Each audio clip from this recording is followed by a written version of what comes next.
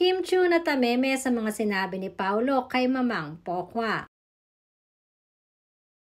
Inuulan nga ng tanong ngayon ang Kim Pao patungkol sa kanilang totoong relasyon sa isa't isa.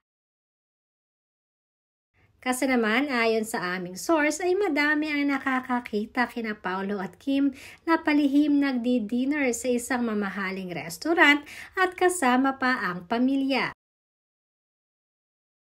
At ang isa pa ay mukhang walang kapaguran silang dalawa dahil for the whole week na halos wala silang pahinga at bukod siya ay hindi pwedeng mag-skip ang dalawa na hindi magkikita every Sunday.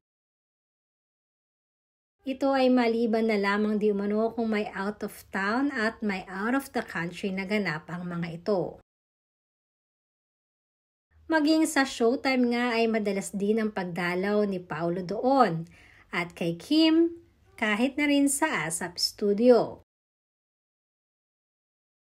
Sa kabila nga niya na hindi naman may aalis sa mga Kim Pao fanatics na mainip sa kanilang paghihintay para sa comeback na pagsasamahan nilang movie at teleserye. Dahil kamakailan lamang ay napabalita nga ang pagsasamahan nilang My Love Will Make You Disappear na hindi pa rin naman na ipapalabas. Maging ang press con nga ay inaabangan din ng napakaraming Kim Pao fanatics. Samantalang natameme naman itong si Kim Chiu sa sinabi ni Paolo sa isang interview na kasama si Mamang Pokwa. Sinabi kasi di umano ni Paolo nang magtanong siya kung bakit wala pa rin ang kanilang movie at kung pahayag ba di umano itong maipartner si Kim sa iba.